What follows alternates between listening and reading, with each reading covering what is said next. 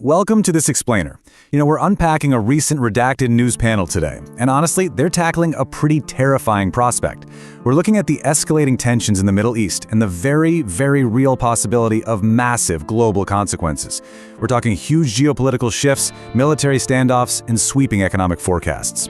To make sense of all this complex analysis, we're going to use a ripple effect approach. So we'll start right at the epicenter with Putin's warning, and then we'll track those ripples outward, hitting the Hormuz blockade standoff, the global economic domino effect, the extreme pressure on regional allies, and finally, the ultimate risk of a wider war.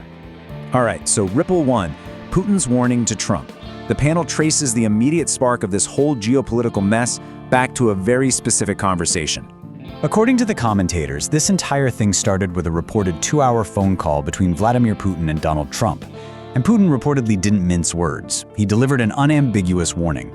He basically said if the US and Israel restart a kinetic war against Iran, there are going to be extremely dire consequences. The panel framed this, not just as some regional squabble, but literally as a global tipping point. To understand exactly why this region is such an absolute powder keg right now, the panel points to an analysis from the Moon of Alabama blog. The core argument here? Iran's ongoing blockade of the Strait of Hormuz, which is obviously one of the world's most critical oil choke points, is a massive strategic failure for the US. By effectively controlling that strait, Iran has basically delivered a checkmate, leaving US strategic objectives completely unfulfilled. Which brings us to Ripple 2, the Hormuz blockade standoff. This is where the panel really goes in on current US military strategy and what they see as some wildly contradictory official messaging. Take a look at this exact contradiction the panel is so alarmed by. During recent congressional testimony, the official U.S. claim was that Iran's nuclear facilities have been completely obliterated and driven deep underground. Okay, but then the military justifies continuing strikes by saying they're targeting Iran's nuclear ambitions. The panel poses a pretty pointed question here. How on earth do you justify a hot war to harm an ambition if the actual physical facilities are already wiped out? So, with the Strait of Hormuz effectively locked down, and official messaging appearing, logically incoherent to the commentators, the show poses this essential question. Is this what winning actually looks like? The panel argues that engaging in what is basically a blockade of a blockade, it's kind of like a bizarre geopolitical game of tag that cannot practically be defined as a victory for the United States. Moving on to Ripple 3, the global economic domino effect. This is where military maneuvers start translating into severe macroeconomic fallout, at least according to the forecasts of Colonel Douglas Macgregor.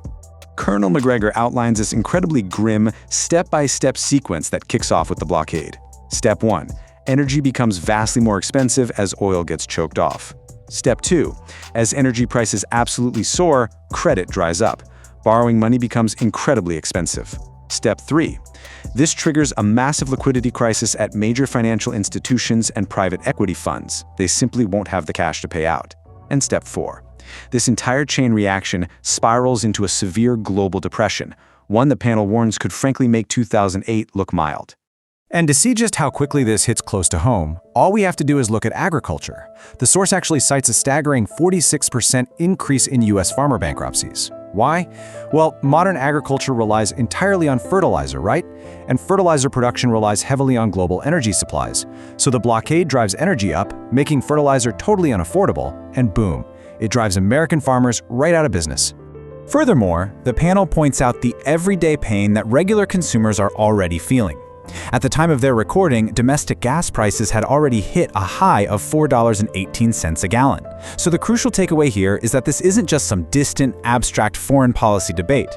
This constrained global oil supply, caused by the standoff in the Strait of Hormuz, is literally acting as a direct tax on your everyday life.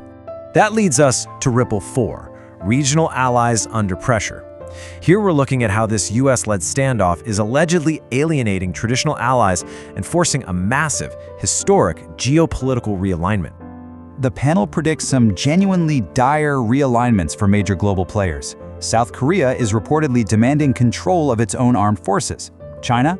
They're increasingly being viewed as a safer financial haven than the US. Egypt is facing a severe famine risk because of disrupted agricultural supply chains, and the Gulf Cooperation Council states are seeing their economies practically grind to a halt. The core argument here is that nations all over the world are actively reevaluating their reliance on the United States. Zooming in on those Gulf allies for a second, Colonel Daniel Davis emphasizes that they are paying an enormous price for a standoff they didn't choose. I mean, they can't export oil, they can't import vital goods, their physical oil storage facilities are literally at absolute maximum capacity. It's created this unprecedented scenario where they are facing a forced stoppage of drawing oil from the ground altogether. And the panel notes that structural cracks are already showing, pointing out that the UAE has actually already left OPEC. And finally, the fifth ripple, the risk of wider war. Look, these compounding economic and political pressures, they can't exist in a vacuum forever. The panel is deeply afraid that they will eventually spark a multi-nation kinetic war. The human cost is already mounting. The panel points to 13 dead and 400 wounded U.S. troops. They heavily criticize U.S. military leadership, specifically alleging that the Secretary of Defense dismissed soldiers' genuine, stated concerns about being placed in highly vulnerable, undefended deployments in Kuwait. The commentators are basically arguing there is a growing, dangerous disconnect and a lack of respect between top leadership and the actual troops on the ground. This explainer also highlights the panel's immense alarm over what is unfolding in southern Lebanon right now. They detail profound infrastructure destruction. We're talking entire neighborhoods decimated, alongside civilian infrastructure, hospitals, and schools being targeted. The panel flat out describes the situation as Gaza 2.0, and they assert that this methodical destruction is unconditionally supported by the United States.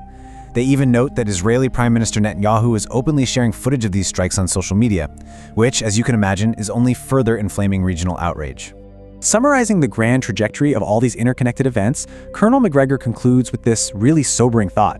He states that these combined military and economic pressures are forcing the world, and specifically the United States, into a painful new era, a movement from decades of abundance to a really harsh reality of scarcity. It's a fundamental shift in the global standard of living, and it's being entirely driven by these geopolitical choices. We'll end this explainer with the panel's most pressing, frankly existential question. When the economic pain of this scarcity truly sets in, when food is unaffordable and energy is heavily restricted, will the rest of the world simply tolerate this localized blockade, or will those global pressures inevitably ignite a global war?